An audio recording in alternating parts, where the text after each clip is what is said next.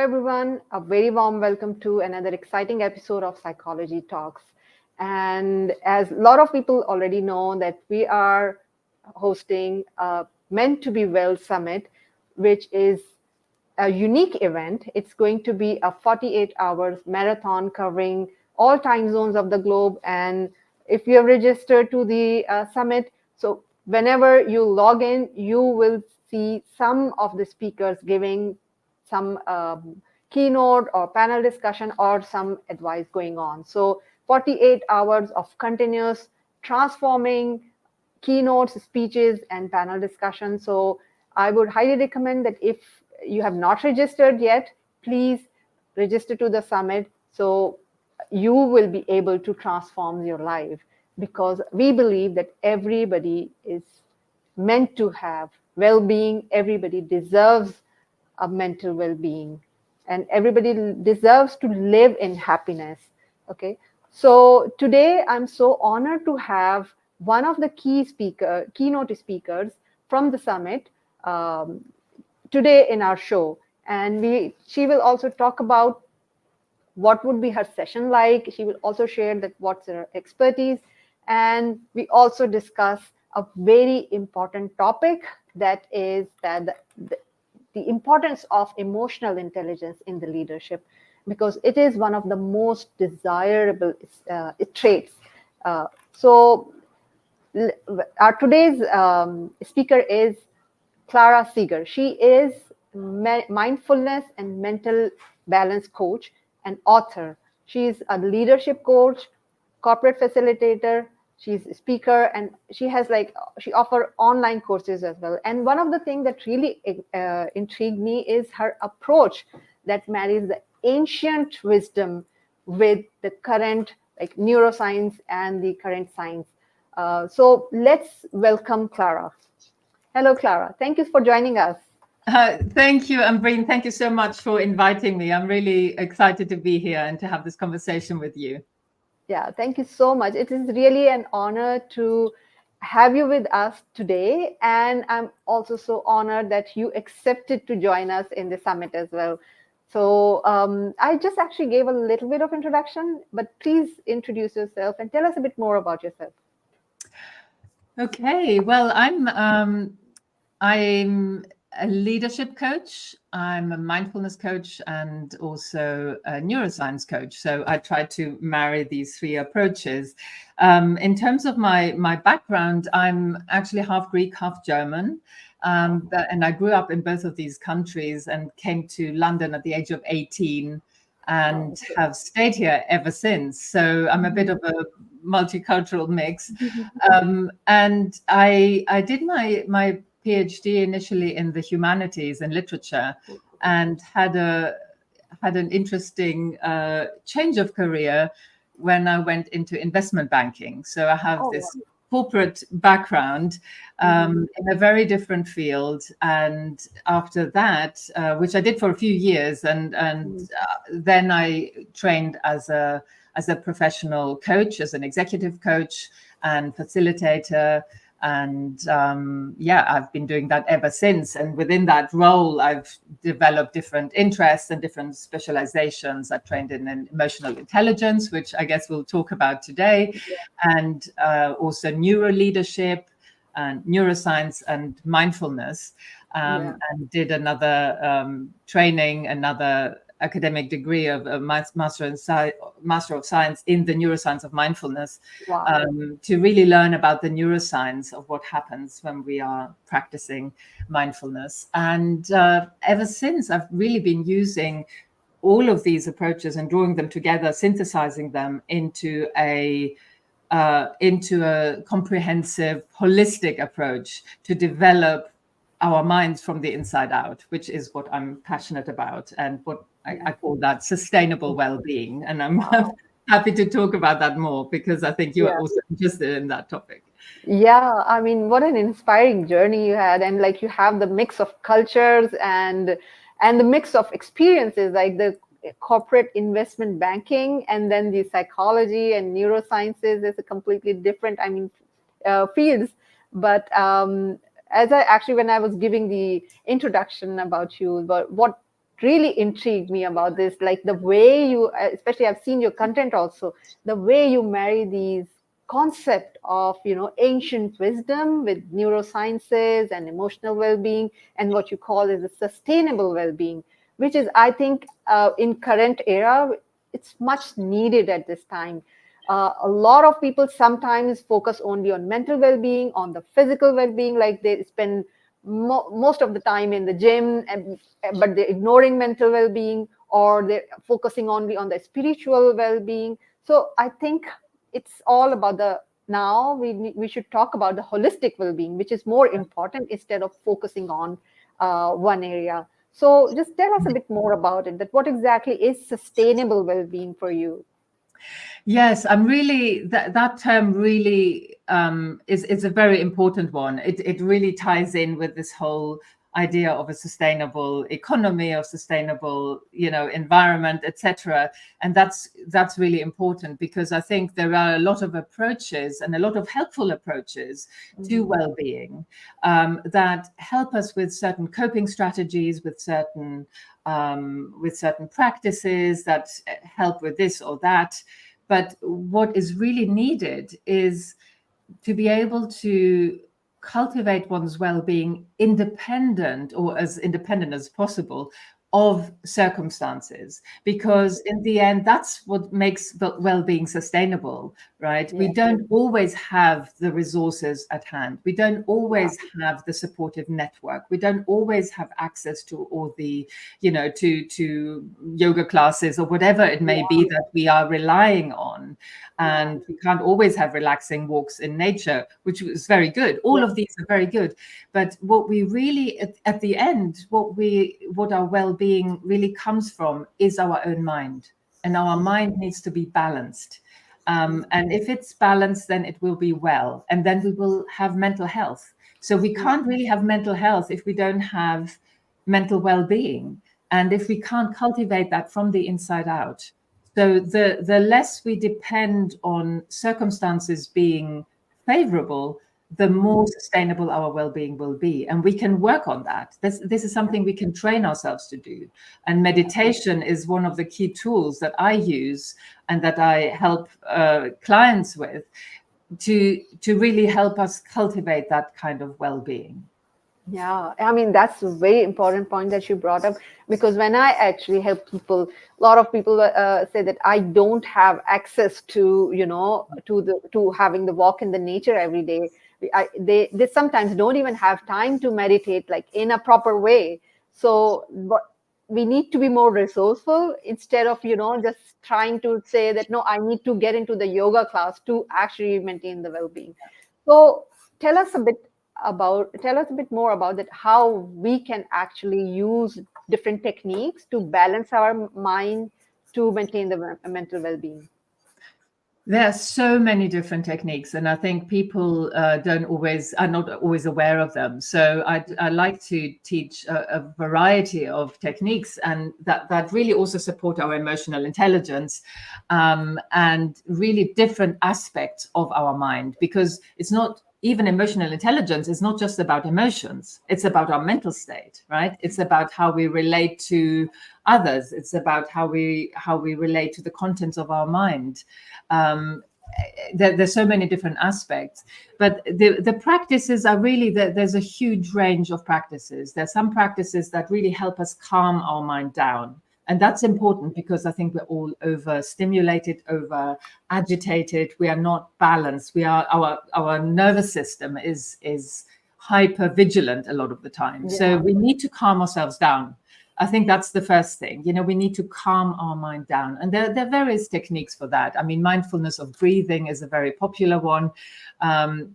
Most people like it, but some might not like it, because it can, but most people are really take to mindfulness of breathing to help us calm the nervous system down. But then there are other practices like heart practices, which, for example, loving kindness or compassion or joy or impartiality, which help us really open our heart up to other people, to to develop those empathy skills, those relationship skills, and really become more aware and attentive to other people's needs and issues and other people's Yeah. needs and how we can help them. So that's another whole range of practices that we Yeah. can do. And then there are practices where we develop our self-actualization, our goals, our deepest aspirations. We can really reflect on what is it that I really want to bring to this world. What contribution do I really want to make? Yeah. And we can reflect on that, and that's a practice. And then there are practices where we sit with an experience without reacting to it. For example, and this is a really good one for resilience, for example, is to just sit with a difficult situation. Let's say we're in a challenging situation at work. Maybe we're not getting on very well with a co-worker or with our boss or a direct report, and we can sit with this experience and just sit with it for 5 minutes without reacting to it, without wanting to fix it, without creating a story around it, without suppressing it, without changing it, without acting it out, which is all the things that we normally do, right? Yeah. Or we complain to someone, or we rant. Yeah. But just to sit with that experience really helps build that muscle of non-reactivity. And that's really key for self-control, which is really important for emotional intelligence. But it's that it also helps us make better decisions, because otherwise we'll make the decisions out of this fight or flight mechanism, and it'll be the wrong decision. Yeah, that's wonderful advice. And I got a very great comment from uh Senthamil Selvan, and she said he said that all you highlighted is all about the heart set. I mean, I really love that the term he said, that we usually say the mindset, but now he said the heart set. And I think that's what we need to train ourselves, not only to brain but also to train our heart, not to act out on the basis of the emotion. And that's what exactly you're saying. It's a very important point. Yes. And, actually, if I can just jump in there with what Senthamil is saying, and welcome, Senthamil. It's nice to see you here. It's in the ancient Indian languages from the meditation tradition, the word for mind and heart is actually the same.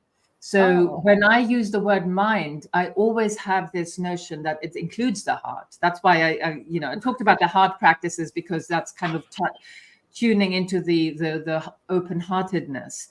But the mind really is not just about the rational mind. That's a very Western idea, this distinction between mind and heart, between reason and emotion. This is not really in these traditions on which I draw, especially on the meditation traditions. The notion for mind and heart is really the same concept, and it includes everything. wow, actually, it's really, I didn't know that there is also, it's like mind and heart, the same thing, especially in Greek or ancient wisdom. I also talk, I also read a lot of Dr. Joe Dispenza. He also talks about that mind and heart coherence. I think when we align our mind and heart, only then we are able to actually maintain the balance. And I think that's how we can actually attain the sustainability. So I mean, you mentioned that this is very important, especially in the leadership role, and when we are actually having a trouble time or difficult time with the colleague or with the boss. So how we can actually practice this? I know that maybe we can. You mentioned that we need to sit and we don't have to react. I mean, it's not easy to actually calm down all the chaos that's going on in the mind, and that's the urge. I think that's the human psychology, to react to the situation, like whenever, especially in the terms when your boss is saying something to you, it's a natural outcome, or it's a natural reaction to react to them. So how we can actually train ourselves not to be too reactive on the basis of emotions? Yeah, we just have to, there's two things here. One is just practice, right? Okay. The Yeah. idea that we can have an emotion that's difficult and that's triggering, and not react, Yeah. is a challenging one. And it's something that maybe we've never thought about, that it's actually Yeah. possible. It's Yeah. actually possible to be angry and not act Yeah. out of that anger, not to express it, but also not to suppress it. Yeah. Um, so it's really to just, that's why I mentioned that practice of just being with. And this is Mhm. something, once we've been introduced to that idea that this is actually possible, we can watch the anger, let's say. We're actually Yeah. observing the anger. And when I'm saying watching, it's kind of metaphorical. It's also introspecting and seeing what's happening in my body, what's happening. Oh, there is the anger, and recognize it and just learn to see it as a mental event. Imagine just looking at the sky and seeing the clouds. And rather than getting upset about the dark clouds and being happy about the white clouds or no clouds, just Mhm. notice them. They're just formations of sky, right? And we can Yeah. just watch them as mental events. They will come, they will stay away, stay a while, and then they will disperse. And the same can happen with the emotions, the difficult emotions that come up. We can just observe them and say, okay, there is an instance of anger. We don't need to say, I am angry, Mhm. because that means that we are claiming the anger as ours. Oh, it's my Yeah. anger. Why is it my anger? It's just Yeah. anger, and I'm just aware of it, right? So Yeah. learn to retrain and to look at the difficult emotions in that perspective without laying claim to them, without appropriating them, and without investing them with more substance than they have, because they don't actually have much substance. They will Yeah. disperse like the clouds, exactly like that. And you'll Yeah. think, where was that anger? I was so angry. And Yeah. now it's gone and I can't, it's just a memory, right? They don't Yeah. have any substance, and we don't need to invest them with something that Yeah. they don't have. And when we learn to observe them, we can see that for ourselves. We can see the emotion literally evaporating in front of our eyes Yeah. when we don't invest that with further concepts, stories that we create, Mm. which is what we usually do. If we don't Yeah. superimpose the whole conceptual structure of storytelling, these emotions will go. They will Yeah. disappear. Yeah. Yeah. Yeah, that's amazing. I really love the way Mm. you explained it. And actually, what I got from your this explanation is, it we often heard this quote, that wherever, like, where we put the attention, the energy goes where our attention flows, right? So it's Yeah. just like this, like if we give our attention to the emotions, our all the energies will be directed to that, and those emotions will actually drain our energy. Now if we just observe them, so like we're preserving our energy is, and not letting it drain by those emotions that we're feeling. So Yeah. I think that's the wonderful way to actually neutralize our emotions. So, and I think there's a question here Hmm. by Mr. Adnan Zedi. Said, can you guys please give few example from your routine life where you achieve mind and heart balance? Yeah, very good question.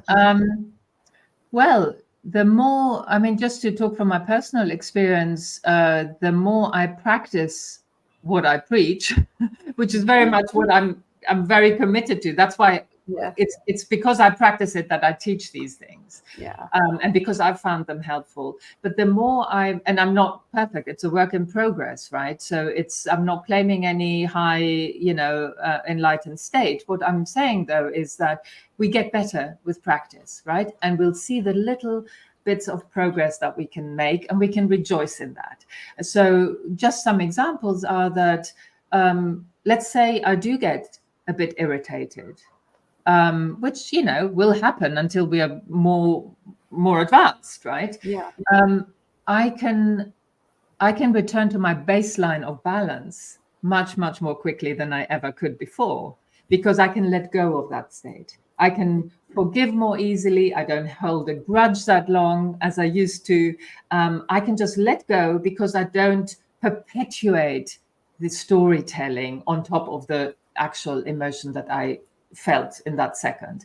So yeah, if I can let go of that, I just feel a greater sense of balance much more quickly. So something throws me off balance, which still happens, and then I come back to baseline because I'm cultivating that state of balance on a daily basis. So that's an example. Or another example would be where a sense of irritation or upset or disappointment, or especially irritation with someone else who's behaving badly, which will happen because nobody's perfect, and we will be on the receiving end. And it's difficult when you feel that someone is treating you badly or is unfair to you or is accusing you wrongly. It's very difficult not to react to that. But I have experienced moments where I felt that someone was treating me badly, and in that moment, that anger or that irritation that was going to bubble up turned into compassion and love. And these are the moments that you think, oh, the practice is working. That's what the practice is about. The more you practice, the more these states are accessible to us. So that's what it's all about. Yeah, I think that's I hope yeah, I think that's first of all, it is a practice, and I think in the daily lives we need to be more aware of what is happening, not only outside but to us also. For example, what we are feeling. Yes. The thing is, if you're not aware of what you're feeling, then you're not able to control it. Because, for example, if someone said something and you just got angered, and then you, it's instead of like realizing that you felt the anger, you start reacting to it. So I think the first level is that you have to be aware of what you're feeling.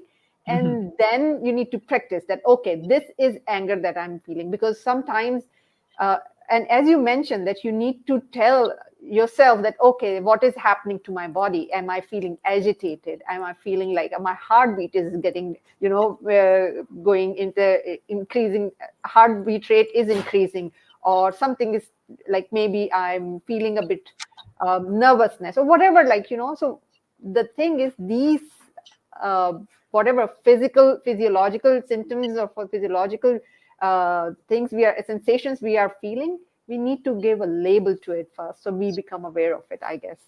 Right? Yeah, I think that's right. I would say it's important to know them more than the labeling. The labeling can have I mean, there are studies, actually, it's a good point, because there are studies that have shown that when you label it, you down-regulate your nervous system.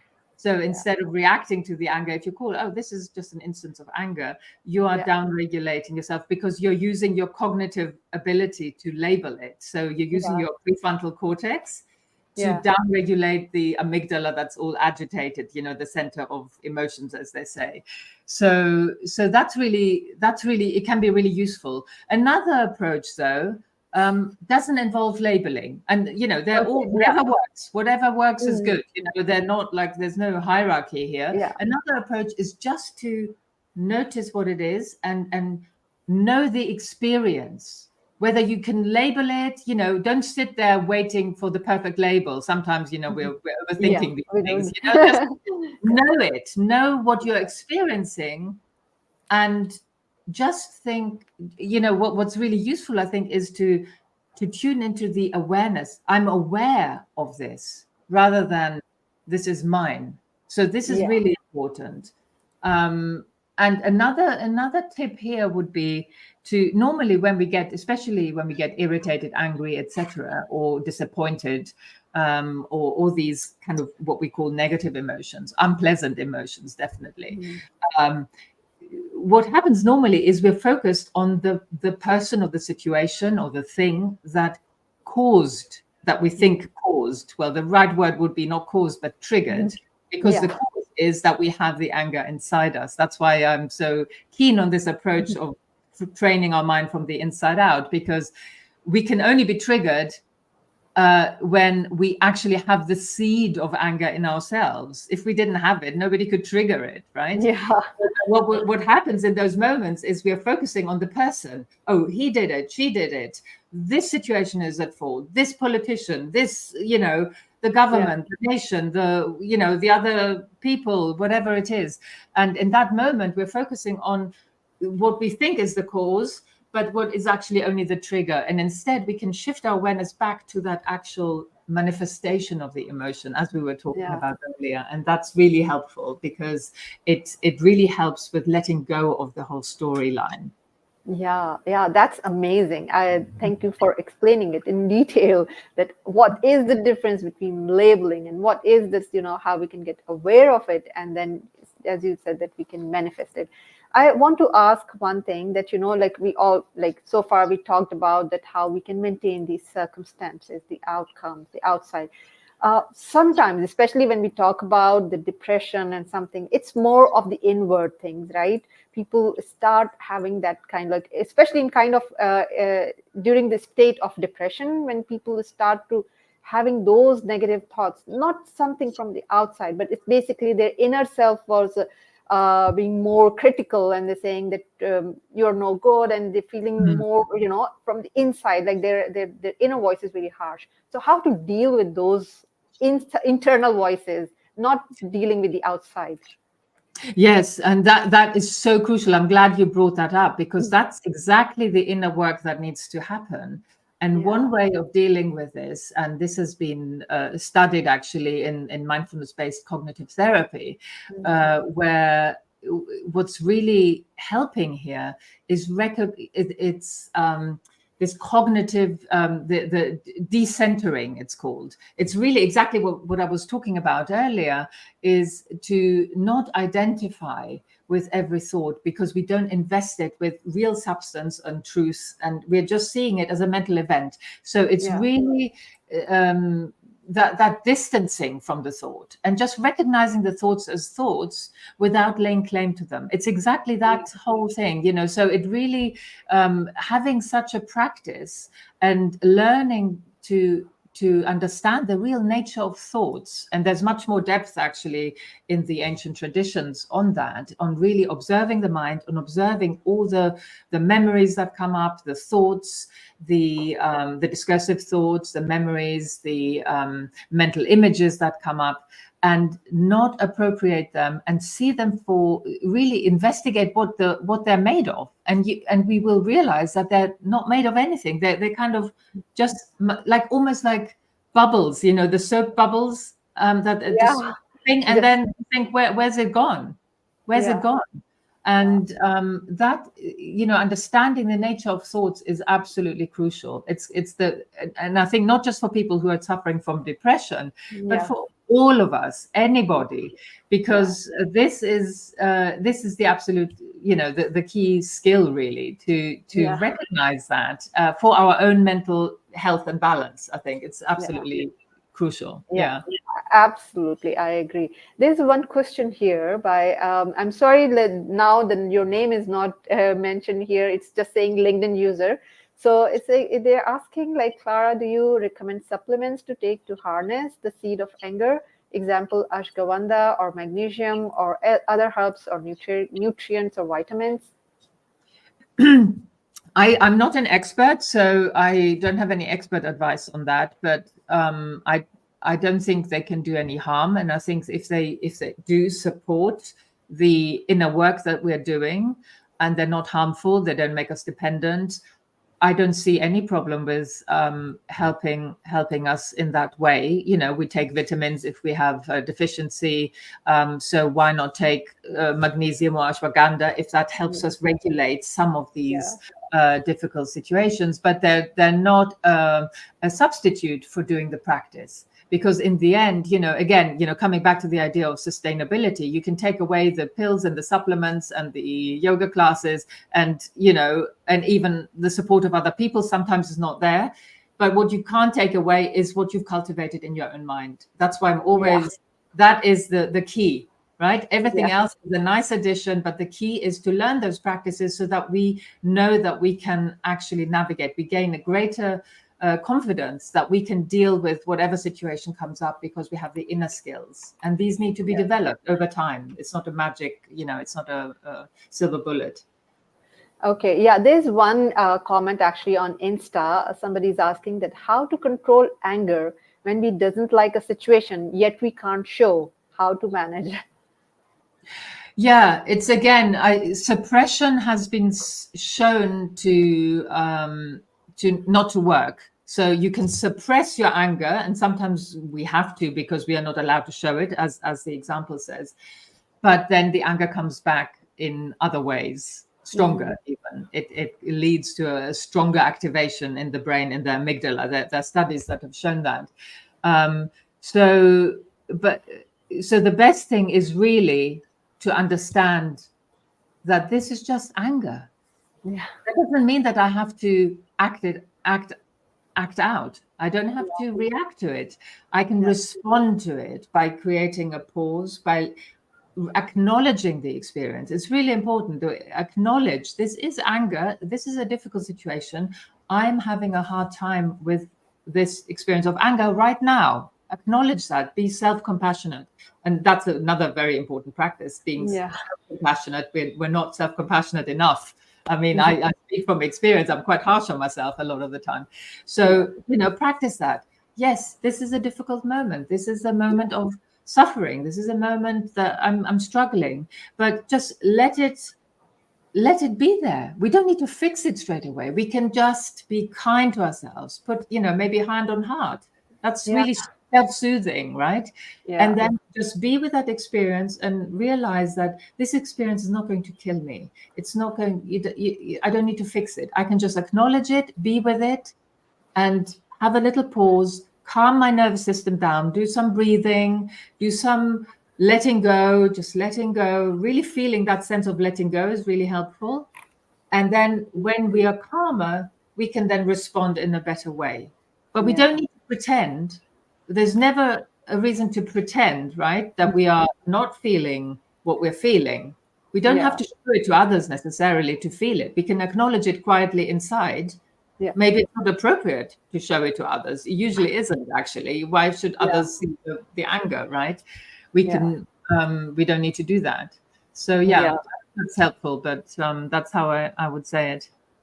Yeah. So Sentinel has asked another question, that how do we know one is angry?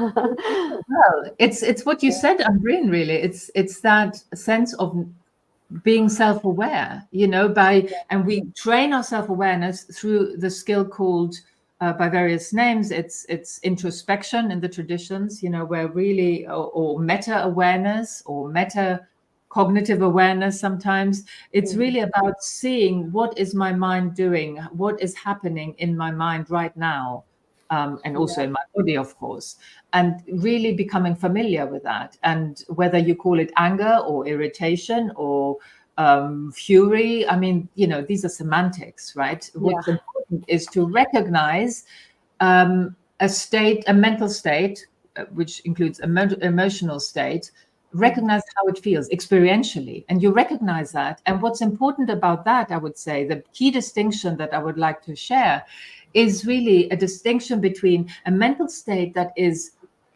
conducive to our own or others' well-being, and a mental state that is undermines our own and others' well-being. So an afflictive or a non-afflictive state. This is the key difference, I would say.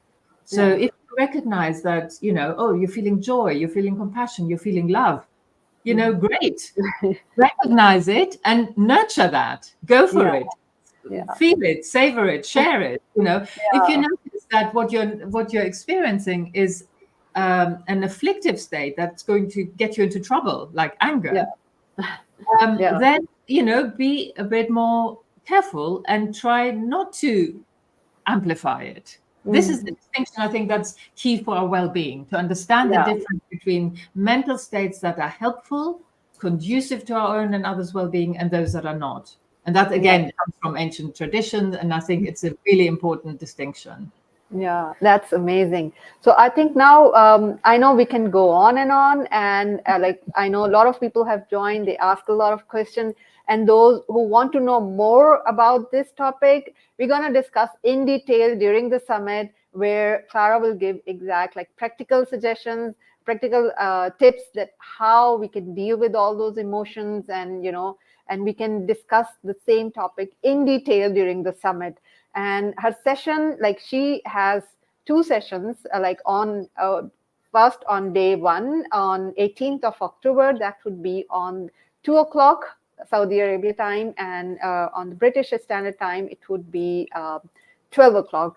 So we'll be sharing all the agenda, so you can see that what is the time according to your time zone. And the second day, on the day October 19th, she is a part of a panel discussion on 5 o'clock or 6 o'clock Saudi time, and you can and 4 o'clock British Standard Time. So I know this is going to go on and on, but what one advice would you like to give our audience today? The one advice I would give is to take up some form of practice.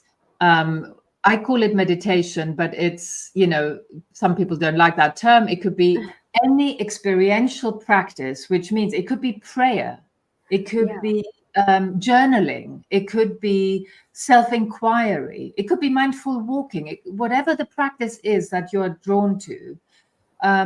Take up a practice that helps you, first of all, calm your nervous system down, calm your mind down, so you can make also better decisions and be healthier and well.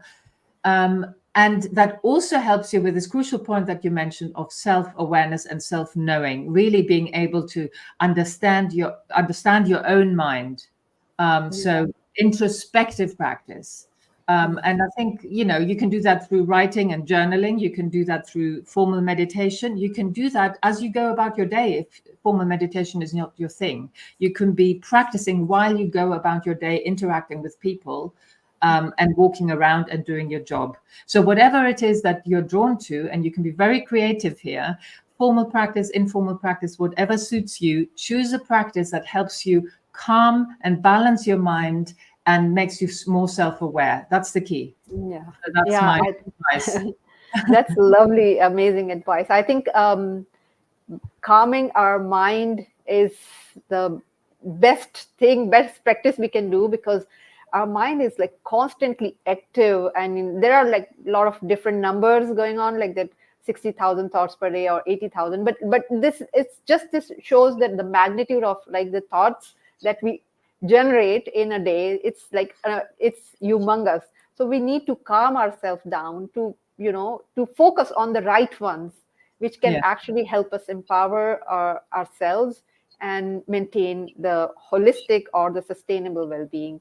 So thank you for joining us, Clara. What is the best way that people can find you? What is the social media or any other, like you have a website or something, how people can Yes. find you?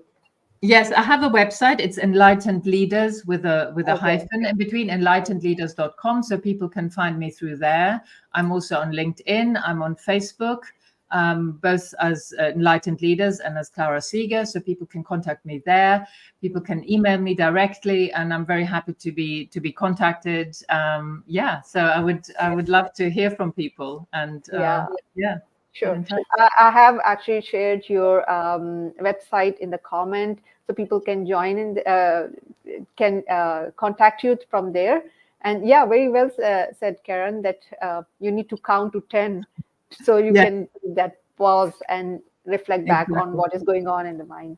So, anyways, thank you so much for joining. Thank you. And I'm so much looking forward to our summit and our session there, because I know it will be more detailed than this one.